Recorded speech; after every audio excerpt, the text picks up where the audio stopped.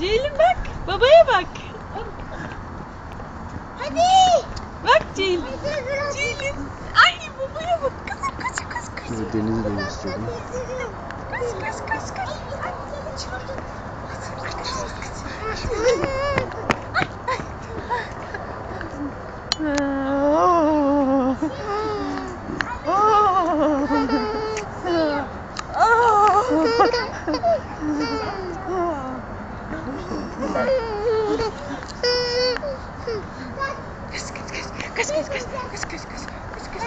Tamam biraz şuraya alalım. Şuradan resmini çek. Deniz manzarasıyla. Alınabiliyor mu? Çok değil, ışıklar gözüküyor sadece. Dur bir dur.